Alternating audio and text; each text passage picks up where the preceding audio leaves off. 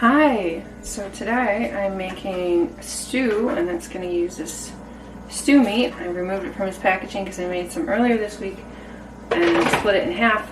But you'll find stew meat for a pretty good price, usually at your grocery stores. I got this at Costco. It's almost always a good price, maybe $5 something a pound usually, which for us is decent around here. So I'm going to get started here soon, but I just wanted to say I'm doing a stew on the stove. So I've got myself a big cooking pot with high sides. That's very important, like 6, 7, 8 inch sides. And then I've got my cutting counter set up over here because the first thing I'm going to do is I'm going to toss this stew meat with salt and pepper.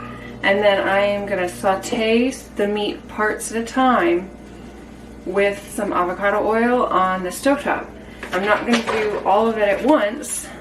This is too much to do at once, because if I throw it all in there instead of sauteing the meat, caramelizing it on the surface, it will start to cook and steam the meat from the inside, and the meat will dump its juices into the pan. And so I'm going to have to put in maybe half of it at once. I usually cook with about 3 pounds of meat for this recipe, but I'll probably put in half of it at once, and that will make it so that it caramelizes on the outside of the meat in the oil. So I'm going to go ahead and do all that, and then I'll check back in and show you what I do next.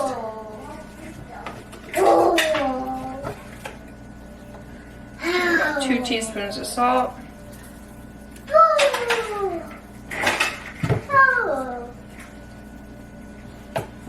And pepper to taste. Always use pepper for this. The steak just loves pepper. It really does.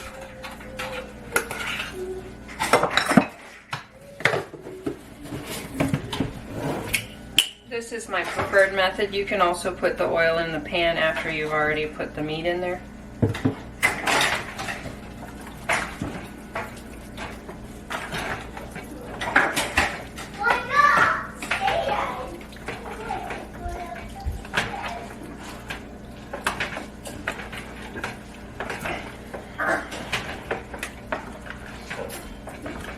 And now I'm going to turn the pan up to high and let it heat up a little bit before I put my meat in there. Not a lot, just a little bit.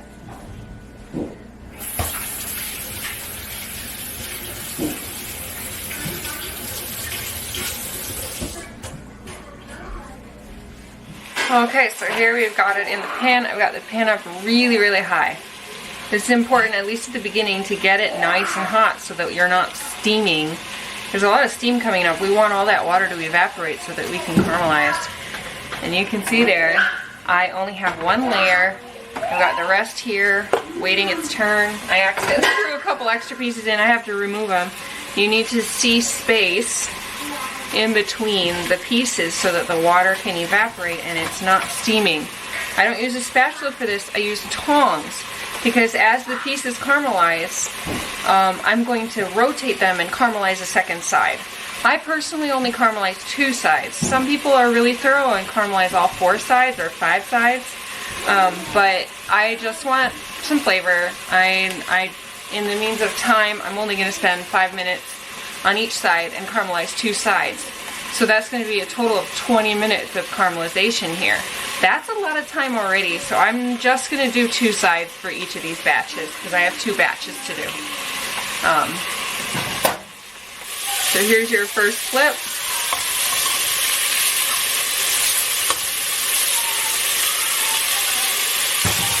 That's what we're going for. Dark brown. And I'm going to flip all of these over and do the next 2 layers. While that's going over there, I've got an onion that I can chop up here. Got a little bit of bad on it.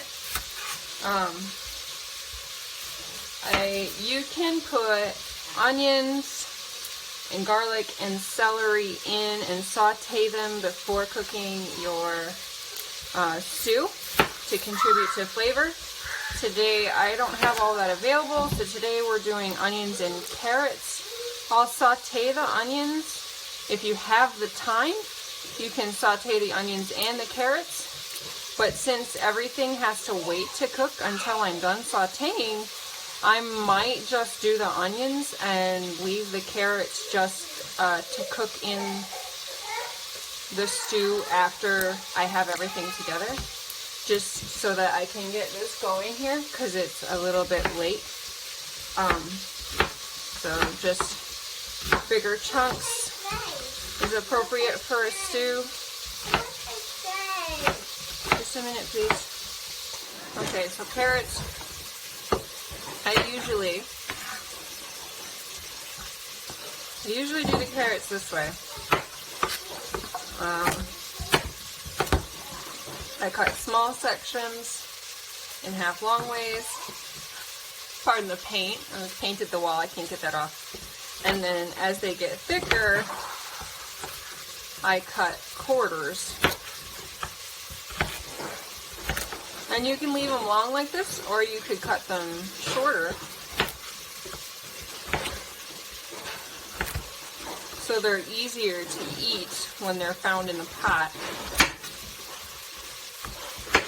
You do want stuff to fit on a fork, so maybe you could cut a length like that.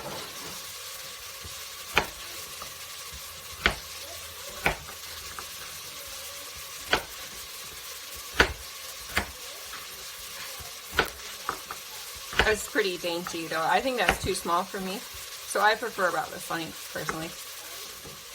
So if you want to add more flavors to this, you could add sweet potatoes or Japanese white potatoes, white sweet potatoes, after cooking the roast when there's like an hour left on the stew. Not a roast today. The carrots and the onions will be there the whole time to contribute flavor. But if you were to put a sweet potato or a white sweet potato in there at the beginning, they would wind up mush and you'd have kind of a soupy stew instead of a nice clear brown liquid broth stew. So I prefer to do it this with just onions, garlic, celery, carrots at the beginning with my seasonings, and then if I'm going to add potatoes or white sweet potatoes or sweet potatoes, I'm going to do it later with maybe an hour left so that they don't get too mushy. They could probably even go in at 30 minutes before it's done. So here I've got some of my meat removed. And this is getting cooked. It's going to be cooked for like 2 more hours, an hour and a half more. So I put it back in the raw container and I got a second batch going. Okay. Going in with the onions. If I had garlic, I thought I had a garlic, but I'm out of garlic. If I had garlic, I'd be putting it in right now. Just a smidge of extra oil. And the onions.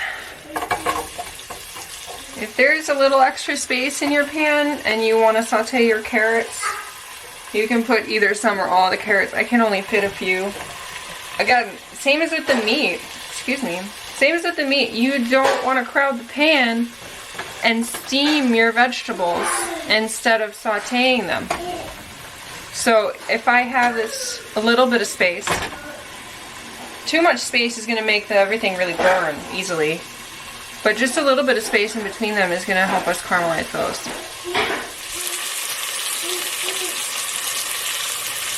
Alright, so here we are. This has gone a little past because I got distracted for a second. But there's nothing wrong with this. I wanted to show you. Turn that off. It's pretty black on the bottom. Now, a lot of people think that's a problem. This is not a problem.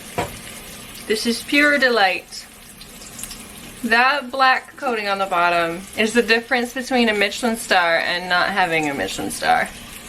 This is how chefs get flavors in their beef dishes and their seared meat dishes. I am going to take, I prefer balsamic vinegar, but you can use apple cider vinegar. Here. Balsamic and apple cider. And I am going to pour this right over that. Now, I do have to be careful with the vinegar because it will quickly evaporate right into my eyes.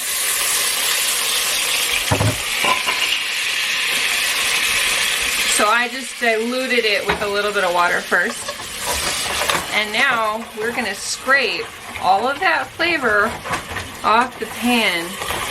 And it becomes quite a beautiful thing. It turns into just this gorgeous, gorgeous sauce.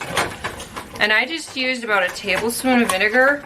And I'm going to go ahead and add a little bit of coconut sugar because I don't like my beef to taste even a little bit vinegary. I don't like that flavor. So I'm just using a little bit.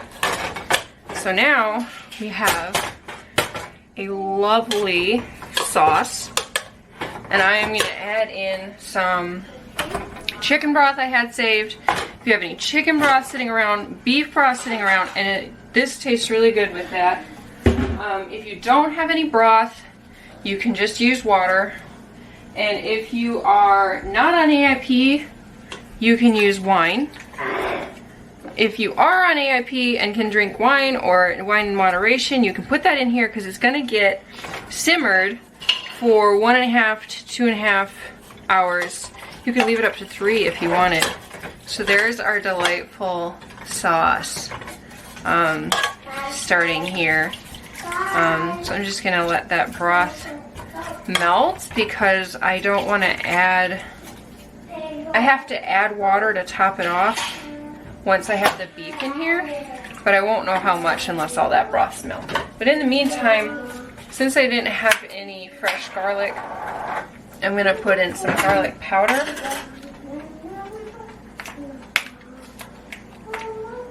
New package.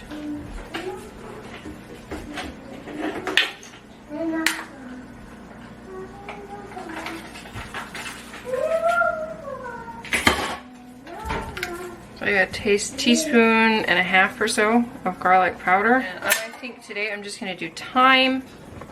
Some options you could put in here include, a classic would be garlic, onion, rosemary, thyme, bay leaf.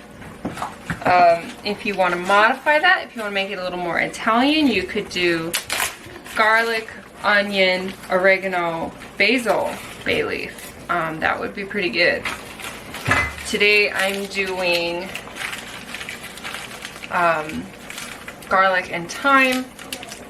I did rosemary recently and I don't really feel like doing rosemary today. I think that's everything I put in there. And just putting the beef in and a little bit coconut sugar. Like a teaspoon or two. Probably 2, because I didn't put that much vinegar in. You can put more vinegar in. It's really good for tenderizing the meat to put the vinegar in there. More.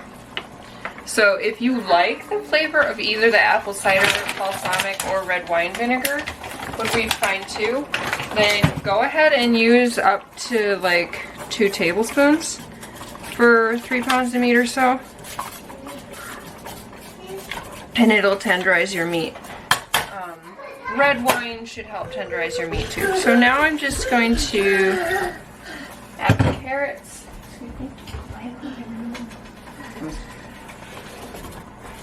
Add the carrots first.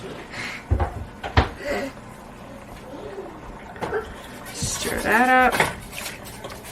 Feel like I'm forgetting something. If I am, I'll have to fix the video. But yeah, I'm not doing potato. I don't like putting potatoes in mine. My guys eat rice with this, so I don't mix my potatoes in. I'll eat my sweet potatoes on the side. This broth tastes really good on top of sweet potatoes. So what I'm going to do now, I'm going to bring this up to a boil and then turn it down so that it simmers. And I'm going to let it simmer for at least an hour. It's best if you let it simmer for 1.5 hours to 2.5 hours. Mine, I am not going to do quite that long because I don't have the time today, but I would rather do it that long. So I'm just gonna cover it with aluminum foil.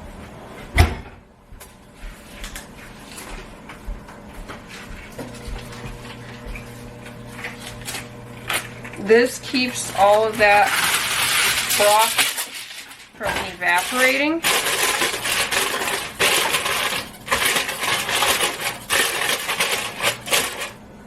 And saves energy because it doesn't have to work as hard to heat up. So there we go. I just have to listen. I'll come in here and listen to it and see if it's got a rolling boil yet. And if it does, I'll turn it down to low, medium low, to simmer for an hour. And then you just cook it until it's as tender as you like. It'll get all the way to falling apart tender if you go 2.5 hours. I only have time to get it to slightly tender at an hour. But an hour and a half to 2.5 hours is prime for this. So I'll come and show you the final product in a little over an hour. Okay, so here's the reveal. Now, I wanted to explain the aluminum foil. I realized I didn't explain the aluminum foil earlier. I don't have a Dutch oven or anything that seals completely. This pan has little divots on the side where the steam can escape even when the lid's on, so I put the foil on for that. If you have a Dutch oven, something that seals completely, that will do just fine. So here we have close to our final stew. It's about what it'll look like even when it's been simmering for 2 hours. The meat is pretty tender. If you go up higher, if you go up to 2 hours, this will just squeeze and fall apart. So that is preferred, but this is as much time as I have today. So this is our stew today, and that's all. Enjoy.